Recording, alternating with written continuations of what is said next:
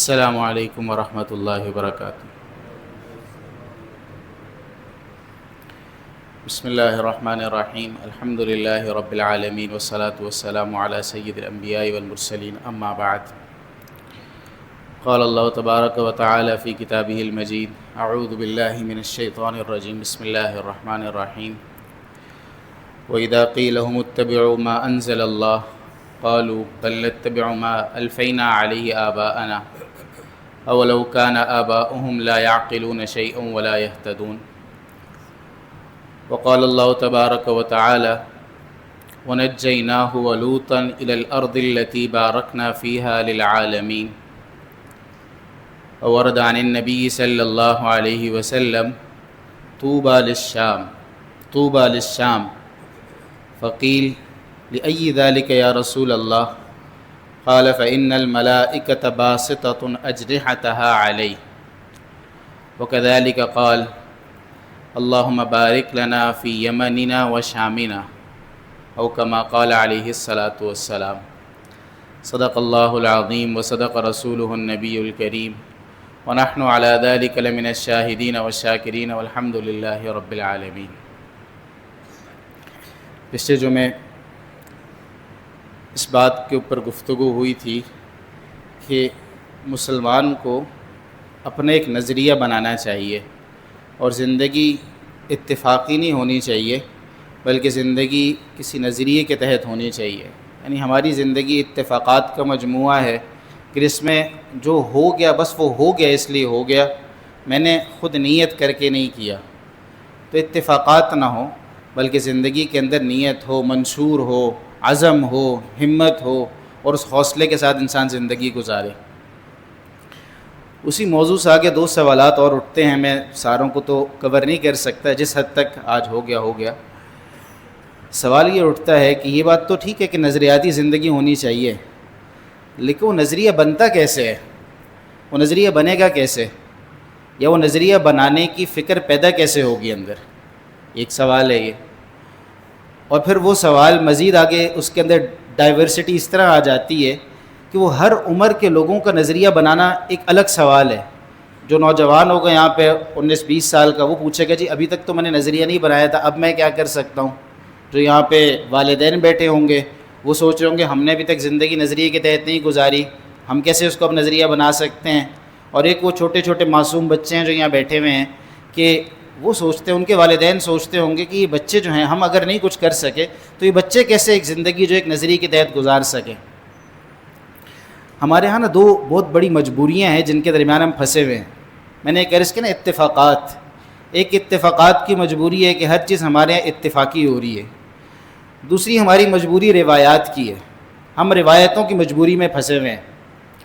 ایک تو اللہ رب العزت نے آپ کو مقاصد عطا فرمائے ہیں۔ مقصد کیا ہے؟ مثال کے طور پہ میرا مقصد یہاں پہ ہے، جب میں بول رہا ہوں نا، اب یہ میرے آگے ایک سپیکر لگا ہوا ہے، اب میرا مقصد ہے کہ یار یہ میری آواز جو ہے نا وہاں تک پہنچے، آگے پہنچے، باہر والوں تک بھی پہنچے۔ اب پہلے اس کے لیے ایک مختلف وسیلہ ہوتا تھا۔ پہلے اس کے لیے کیا طریقہ ہوتا تھا؟ پہلے زمانے میں جو محدثین کے حلقے لگتے تھے نا، اس میں جو بڑے شیخ ہوتے تھے وہ ایک حدیث پڑھ رہے ہوتے تھے، انہوں نے جگہ جگہ بندے کھڑے کر دیے ہوتے تھے، ان کو مکبر کہا کرتے تھے۔ نماز میں بھی ہم مکبر رکھتے ہیں نا، جب سپیکر نہیں ہوتا تو امام اللہ اکبر کہتے ہیں، آواز پہنچانے کے لیے اونچی آواز سے پیچھے اللہ اکبر کہا جاتا ہے۔ تو ایک وسیلہ تھا، اس زمانے میں استعمال ہوتا تھا، لیکن مقصود تھا آواز پہنچانا۔ زمانہ گزرتا گیا، آپ کے پاس نیا وسیلہ آ گیا۔ اب وسیلہ آپ نے کہا سپیکر ہے یار، اب سپیکر میں بولتے ہیں تو آواز پہنچ جاتی ہے، تو اب آپ نے اس کو چھوڑ دیا، آپ نے وسیلہ تبدیل کر دیا۔ مقصد ایک ہی ہے، مقصد وہی ہے، مقصد پہلے بھی آواز پہنچانا تھا اور مقصد ابھی بھی آواز پہنچانا ہے، لیکن وسیلوں کو آپ نے تبدیل کر لیا۔ اب یہاں پہ دو قسم کی سوچیں ہیں۔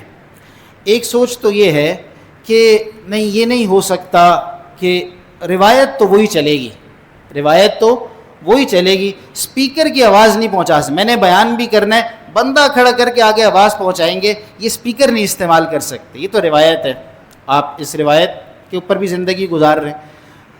اب اگر یہ روایت ہم چلاتے رہیں، ہم اپنی مسجد سے سارے سپیکر اتار دیتے ہیں اور ہم اس روایت کے اوپر عمل کرنا شروع کر دیتے ہیں، تو میرے خیال سے ہماری مسجد کے اندر جتنے نمازی ابھی بیٹھے نا، ان کی تعداد کم ہونا شروع ہو جائے گی خود بخود ہی۔ وجہ کیا ہے کہ ہم نے مقصد سے ہٹ کے صرف روایت کو اصل بنا لیا اور ہم ان روایتی طریقوں سے نکلنا نہیں چاہ رہے، لہٰذا مقصود کو نہیں حاصل کر پا رہے۔ اس لیے ہم نے کہا نہیں یار اسپیکر لگاؤ، جب سہولت موجود ہے، مقصد پورا ہو رہا ہے، وسیلہ چینج ہو سکتا ہے۔ ہم نے بھی کیا کیا، جو بچوں کے اندر جو نظریاتی اٹھان پیدا نہیں ہو رہی، اس کی ایک بہت بڑی وجہ یہ ہے کہ ہم نے روایات کو اصل بنا لیا۔ روایتی طریقہ، جو روایتی سلسلہ ہے وہ اسی طرح روایت کے ساتھ چلتا رہے گا، مقصود چاہے اس سے حاصل ہو رہا ہے یا نہیں ہو رہا، اس سے بالکل ہی قطع نظر ہو گئے۔ میں صرف کچھ نقطوں کی طرف اشارہ کرنا چاہتا ہوں، کچھ چیزیں جن کو سوچنے کی ضرورت ہے کہ جو معصوم بچے بیٹھے ہوئے ہیں، ان کا نظریہ بن کیسے سکتا ہے، میں اور آپ اس کے لیے کیا کر سکتے ہیں، یہ کہاں پہ ہم پھنس رہے ہیں، ہم پھنس کہاں پہ رہے ہیں، کون سی وہ جگہ ہیں جہاں پہ ہمارے ہاں مسائل پیدا ہو رہے ہیں۔ آپ بحیثیت ایک باپ کے، بحیثیت ایک بڑے کے، آپ اس بچے کے اندر کیا صلاحیت پیدا کرنا چاہ رہے ہیں۔ ہمارے زمانے میں اس وقت سوال کرنا جرم ہے۔ روایت یہ ہے کہ سوال نہیں کر سکتے، روایت یہ ہے کہ آپ چھوٹا بچہ اپنے باپ سے سوال کر، بابا یہ کیوں ہوا ہے، تو اس کو کہا جاتا ہے یہ بدتمیز ہو گیا ہے، یہ سوال کیوں کر رہا ہے۔ اچھا مسجد کے امام صاحب نے بیان کر دیا، کسی نے بعد میں آ کے ان سے پوچھ لیا کہ آپ نے یہ بات کہی تھی، اس کا حوالہ کیا ہے، تو کہا یہ کیسے، تو گستاخی ہوگی، کیسے پوچھ سکتے ہیں آپ ان سے یہ۔ یعنی ہم نے کچھ ایسی روایات بنا لی کہ ہم نے کچھ ایسی مقدسات بنا لی اپنے، کہ اس کا ہم نے نام رکھا کہ نہیں یہ روایت کے خلاف ہے، ایک روایت چل رہی ہے۔ اچھا عجیب بات بتاؤں، یہ روایت بھی صحیح نہیں ہے۔ اللہ کے نبی صلی اللہ علیہ وسلم کے زمانے میں ایسا نہیں ہوتا تھا۔ اللہ کے نبی صلی اللہ علیہ وسلم کے زمانے میں سوال پوچھنے کی آزادی تھی، سوال پوچھتے تھے، اور ایسے ایسے سوال پوچھتے تھے جو یہاں بیٹھے نوجوان نہیں پوچھ سکتے۔ ایسے ایسے سوال اللہ کے نبی صلی اللہ علیہ وسلم سے پوچھے جاتے تھے، اور کوئی منع نہیں کرتا تھا کہ یہ کیوں سوال پوچھا گیا۔ اللہ کے نبی صلی اللہ علیہ وسلم ناراض نہیں ہوتے۔ میں ایک نوجوان اللہ کے رسول صلی اللہ علیہ وسلم کے پاس آ رہے ہیں اور آ کے کہہ رہے یا رسول اللہ اذن لی فی الزنا، اے اللہ کے رسول مجھے بدکاری کی اجازت دیں۔ اب کیا آپ کے خیال سے یہ سوال پوچھنے کی جسارت ہے کسی کے اندر؟ یا اگر کوئی یہ سوال پوچھے تو اس کا کیا انجام ہوگا؟ اس سے بڑا بھیانک سوال اور کیا ہو سکتا ہے؟ لیکن اللہ کے رسول صلی اللہ علیہ وسلم کے ہاں سوال پوچھنے کی اتنی اجازت تھی کہ نوجوان آیا اور اس نے آ کے سوال کر لیا کہ اللہ کے رسول مجھے اس کی اجازت دیں۔ اچھا اب اللہ کے رسول صلی اللہ علیہ وسلم اس کو دو طرح کے جواب دے سکتے تھے۔ ایک جواب کیا تھا، چپ کرو، شرم نہیں آتی، کیسی بات کی ہے تم نے، یہ کوئی بات کرنے کی ہے، یہ بھی جواب ہو سکتا تھا جو اللہ کے رسول صلی اللہ علیہ وسلم دے سکتے تھے۔ اچھا دوسرا جواب کیا تھا کہ اللہ کے رسول صلی اللہ علیہ وسلم، اچھا جب یہ سوال اس نے پوچھا نا تو وہی اثر ہوا جو ہمارے ہاں بھی ہوتا ہے، صحابہ یہ کس قسم کی بات کر لی اس نے، یہ کیسی بات ہوگی، صحابہ میں یہ کیفیت پیدا ہوگی۔ اللہ کے رسول صلی اللہ علیہ وسلم نے کہا بیٹھو بیٹھو آرام سے اس سے سوال پوچھو، مجھے اس کی بات سننے دو، اس کی بات مجھے بتانے دو اس کو۔ آپ نے کہا کہ کیا تم اپنی بہن کے لیے پسند کرتے ہو؟ اس کا نہیں اللہ کے رسول میں کیسے پسند کر سکتا ہوں۔ کہا کوئی اور بھی پسند نہیں کرتا۔ تم اپنی پھپھی کے لیے پسند کر سکتے ہو؟ مختلف جو انسان کے قریبی جو حرمت والے رشتے ہیں نا ان کا ذکر کیا، کیا اس کے لیے پسند کرتے ہو، کیا اس کے لیے نہیں؟ یار میں کہا جب تم نہیں پسند کرتے تو کوئی اور بھی پسند نہیں کرتا۔ اب یہاں پہ اس کو جواب دیا جا رہا ہے تفہیمی انداز میں۔ آپ سے بچہ سوال پوچھتا ہے، مجھ سے بچہ سوال پوچھتا ہے، میں اس کو چپ کراتا ہوں، جھڑک دیتا ہوں، میں اس کے سوال کا جواب نہیں دیتا۔ اس بچے کے اندر سوچنے کی صلاحیت ہی نہیں پیدا ہونے دیتا میں۔ جب سوچنے کی صلاحیت ہی پیدا نہیں ہوگی وہ بچے کبھی مستقبل کے فیصلے نہیں کر سکے گا، وہ اسی وقت سے جم جائے گا، نہیں سوال نہیں پوچھنا، سوال نہیں۔ ہاں اتنی بات ضرور ہے، یہاں پہ سوال اتنا کھلے عام بھی نہیں ہوتا کہ سوال جو ہے وہ بدتمیزی الگ چیز ہے اور سوال الگ چیز ہے۔ سوال پوچھنا کوئی بری بات نہیں، بدتمیزی کرنا بری بات ہے، بدتمیزی کی گنجائش کہیں پہ بھی نہیں ہے دین کے اندر، سوال پوچھنے کی گنجائش بالکل ہے۔ اب اللہ کے رسول صلی اللہ علیہ وسلم جواب دے رہے ہیں اس کو، اور معلم کی حیثیت سے۔ اچھا جب آپ جواب دے رہے ہوتے ہیں نا، جواب دیتے ہوئے بھی آپ کے اندر دو طرح کی کیفیات پیدا ہوتی ہیں۔ ایک کیفیت ہوتی ہے آپ دانت پیس رہے ہوتے ہیں کہ اس کو چھوڑوں گا نہیں میں، اور ایک کیفیت آپ کے اندر یہ پیدا ہوتی ہے آپ کے ذریعے ایسا سوال پیدا ہوا ہے، اس کا جو ذہن ہے نا اس کو صاف کر لیں کسی طرح تاکہ یہ آگے اس کی نشو و نما بڑھنا شروع ہو جائے۔ آپ نے دیکھا نا جو پودا اگ رہا ہوتا ہے اگر اس کی کانٹ چھانٹ نہ کی جائے اس میں اگنے کی صلاحیت ختم ہو جاتی ہے، اس کی گوڈی کی جا رہی ہوتی ہے، کانٹ چھانٹ کی جا رہی ہوتی ہے۔ اسی طرح ان ذہنوں کی کانٹ چھانٹ کرنی پڑے گی، اس کے بعد ان کے اندر نشو و نما پیدا ہوتی ہے، ہم وہ صلاحیتیں چھین لیتے ہیں ان سے۔ اور یہی بیماری جو تھی نا، ہم سے پہلے جو مکہ والے تھے وہ آپ صلی اللہ علیہ وسلم کی بات کیوں نہیں مانتے تھے؟ نہ ماننے کی وجہ کیا تھی؟ جب آپ صلی اللہ علیہ وسلم ان کو دعوت دیتے تو وہ پرانی روایات بیچ میں لے آتے تھے۔ وہ کہتے وَإِذَا قِيلَ لَهُمُ اتَّبِعُوا مَا أَنزَلَ اللَّهُ، ان سے کہا جاتا تھا کہ جو اللہ نے نازل کی اس کی پیروی کرو، وہ آگے کہتے ہیں مَا أَلْفَيْنَا عَلَيْهِ آبَاءَنَا، ہم نے اپنے آباء و اجداد کو یہ کرتے ہوئے نہیں دیکھا، ہم کیسے مان سکتے ہیں اس کو؟ ہم کیسے مان سکتے ہیں؟ ہم تو روایات پہ چلیں گے، مقاصد سامنے نہیں ہوتے تھے۔ اچھا پھر آج کل کے زمانے کے اندر دوسرا مسئلہ کیا ہے دوسرا مسئلہ یہ ہے جو نظریاتی تربیت صحیح طرح نہیں ہو پا رہی، اس کی ایک وجہ کیا ہے؟ علماء سے تعلق میں بہت کمی آ گئی. اچھا اب بچہ جب کوئی بھی اس نے فیصلہ کر رہا ہے نا، کسی نے بھی، بچہ ہو بڑا ہو جوان، میرے بچے سے مطلب چھوٹا بچہ نہیں، چاہے جوان ہو، کسی بھی بندے نے فیصلہ کرنا ہے، وہ ہر ایکسپرٹ سے مشورہ کرنا ضروری سمجھتا ہے، ہر کسی سے مشورہ کرنا ضروری سمجھتا ہے. اگر اس نے نہیں مشورہ کرنا، اس کو ضروری نہیں سمجھتا نا، اس کی ویلیوز کے اندر دین کسی ایسی جگہ کے اوپر آتا نہیں کہ وہ کسی دین سمجھنے سمجھانے والے آدمی سے مشورہ کرے جی میں نے یہ کام کرنا ہے تو اس کے لیے کوئی یہاں بھی کوئی کرائیٹیریا ہے جس سے مجھے گزرنا چاہیے. یہ بھی نہیں ہو رہا، اور اس کی بھی وجوہات ہیں. اچھا صرف اس میں دو طرح کے مسائل ہیں. ایک مسئلہ کیا ہے؟ ایک مسئلہ تو ہم لوگوں کے گھروں کے ماحول کا ہے. گھروں کے ماحول کا مسئلہ یہ ہے کہ ہم نے دینی مسائل کو کبھی وہ اہمیت ہی نہیں دی کہ اس کی وجہ سے آپ کسی چیز پر روک ٹوک کر سکیں یا آپ کسی چیز کو کرنے کو لازم کر سکیں. وہ اہمیت کبھی نہیں دی ہم نے. تو ایک تو گھر کا مسئلہ.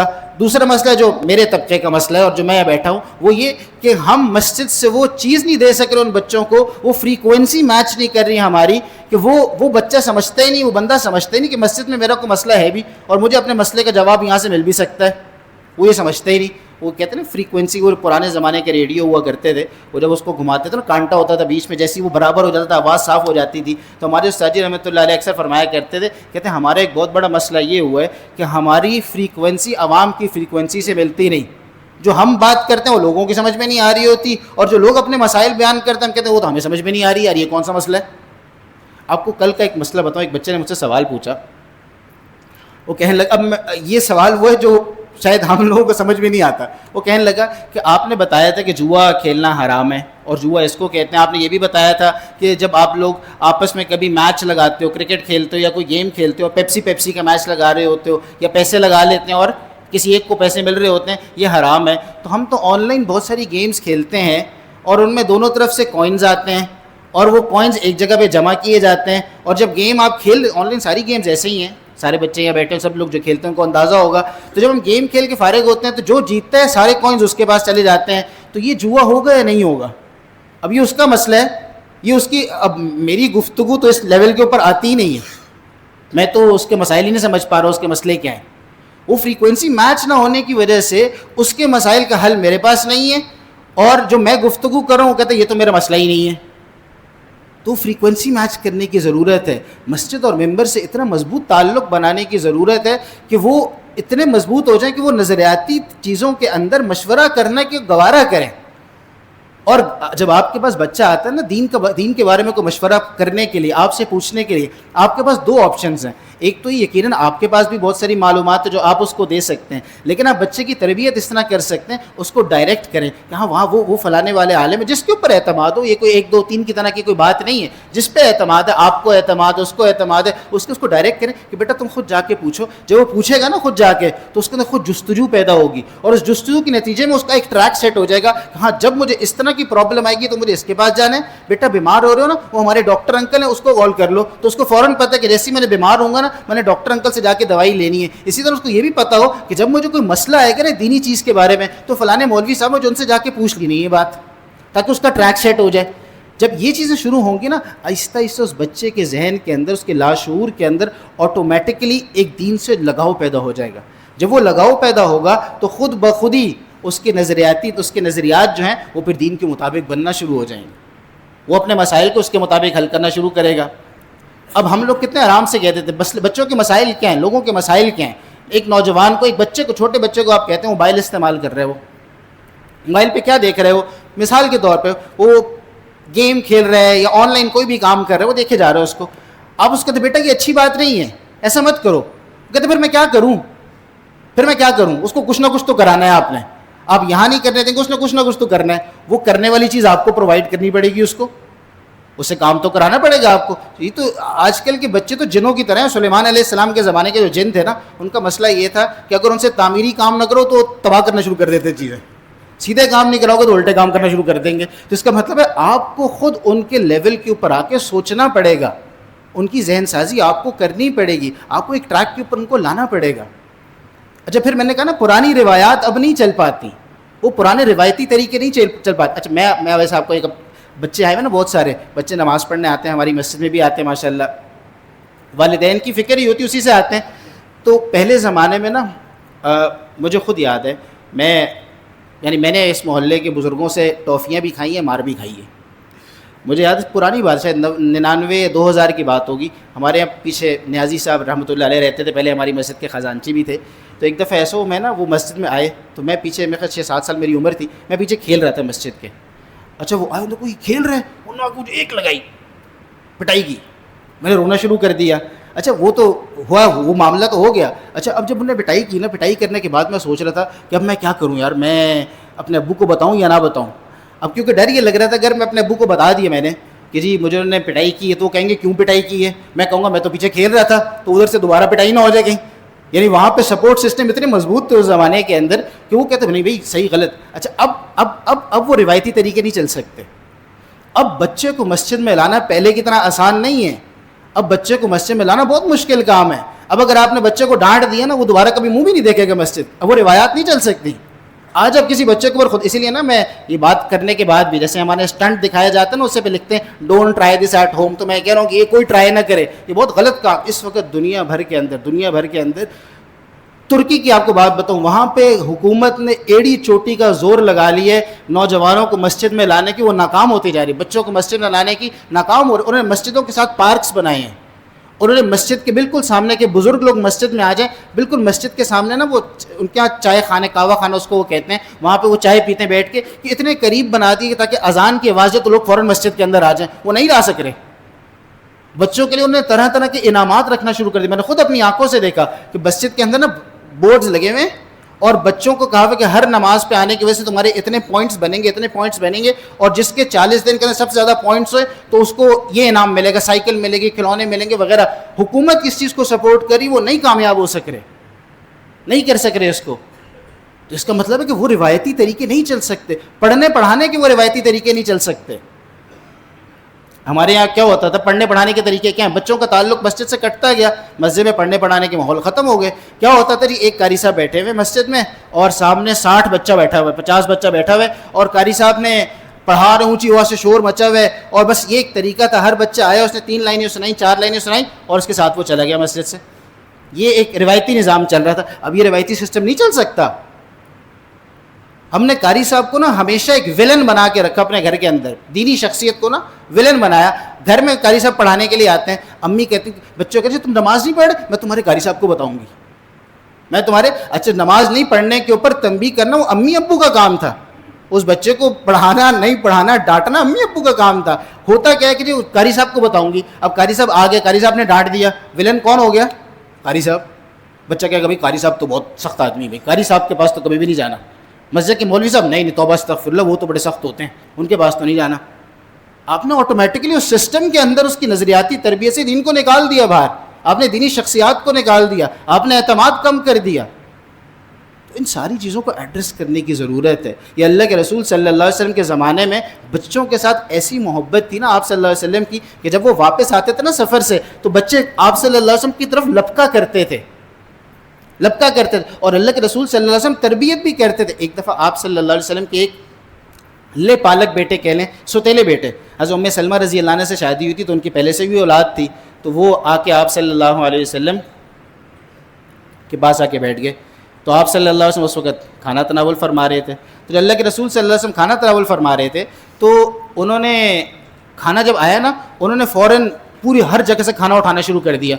تو اللہ کے رسول صلی اللہ علیہ وسلم نے کہا کہ ایسے نہیں، ہاتھ پکڑ لیا، ہاتھ روک کے کہا سب مل بیٹا پہلے اللہ کا نام لو، وکل مما یلیک، اور اپنے سامنے سے کھانا کھاؤ. تو انہوں نے اپنے سامنے سے کھانا شروع کر دیا. اچھا اب تھوڑی دیر گزری نا، تو وہ کھانا ختم ہو گیا. اس کے بعد فروٹ آ گیا. جب فروٹ سامنے آیا تو انہوں نے پھر اپنے سامنے سے کھانا شروع. آپ نے کہا نہیں، اب تو مختلف قسم کی چیزیں تمہارے سامنے پڑی ہیں، کہیں پکی کھجور ہیں، کہیں کچی کھجور ہیں، اب جہاں سے تمہارا دل کیا تم اٹھا لو.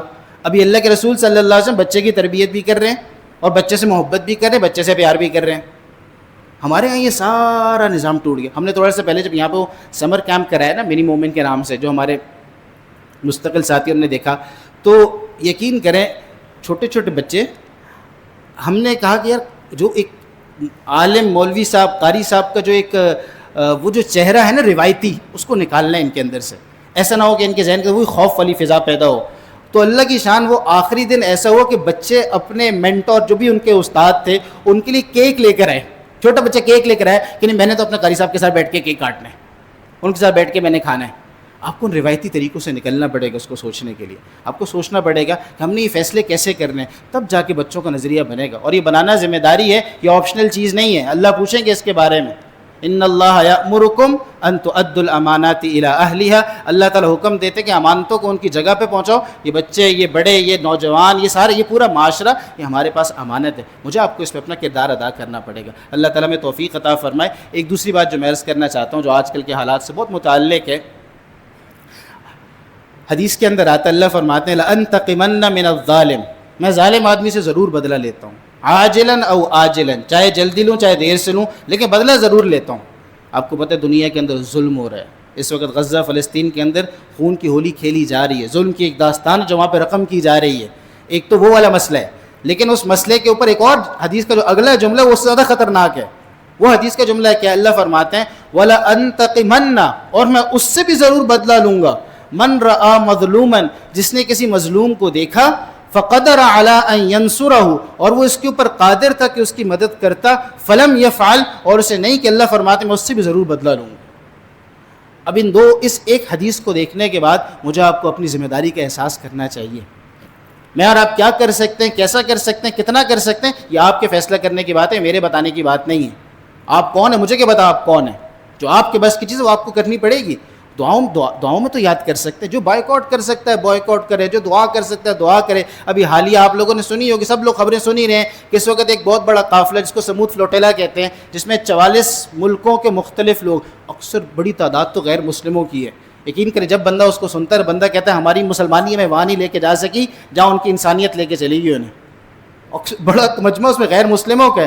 170 کے قریب کشتیاں ہیں, اور یہ سارے اس عزم کے ساتھ جا رہے ہیں کہ ہم نے غزہ کے حصار کو توڑنا ہے, وہاں پہ جو موجودہ نسل کشی اس کو ختم کرنا ہے. اب یہ اس نیت اور اس ارادے اور اس عزم کے ساتھ وہ جا رہے ہیں وہاں پہ, اور اکثر طبقہ جو غیر مسلموں کا ہے. تو سوچو اس کے لیے میں اور آپ کیا کر سکتے ہیں, میں اور آپ کیا دعا کر سکتے ہیں, میں اور آپ کیا کام کر سکتے ہیں. تو اس کے جو اپنے حصے کی شمع ہے نا, مجھے آپ کو جلانی پڑے گی. اس حصے سے ہم بری و ذمہ نہیں ہو سکتے اگر ہم نے اس درد کو محسوس نہیں کیا. میں آپ کو بڑی آسان سی بات بتاتا ہوں, اس کو درد کو کیسے محسوس کیا جا سکتا ہے. جب آپ کھانا کھانے بیٹھتے ہیں تھوڑی دیر کے رک جایا کریں. جب آپ کو پیاس لگتی ہے نا, جس وقت آپ کو پیاس لگتی ہے, تو وہ جو پیاس ہے وہ اس وقت آپ تھوڑی دیر کے رک جائیں, تھوڑی دیر کے لیے رک جائیں کہ پانی ابھی نہیں, تھوڑی دیر رک جائیں اور سوچیں کہ جس کو پیاس لگی, اس کا منہ خشک ہو, کئی دنوں سے اس کو پانی نہیں ملا, تو وہ کس طرح رہے گا, وہ کس طرح کرے گا, وہ کیا کرتا ہوگا. جب اپنے پیارے پیارے بچوں کو آپ گود میں اٹھاتے ہیں نا, اس کو تھوڑی دیر کے لیے تشم تصور سے اس منظر کو لایا کریں سامنے کہ وہ خون میں لت پت جسم اور وہ معصوم جانوں کو اٹھا کے پھرنا, تو آپ کو کم از کم اس سے ایک احساس پیدا ہوگا. وہ جو احساس پیدا ہوگا نا, اس کے بعد وہ احساس آپ کو خود سمجھائے گا کہ آپ نے کرنا کیا ہے. اللہ تعالیٰ امت کو دوبارہ ایک عروج عطا فرمائے, اور عروج کے جو اسباب ہیں اللہ تعالیٰ ہم سب کو اختیار کرنے کی توفیق عطا فرمائے. وآخر دعوانا الحمدللہ رب العالمین.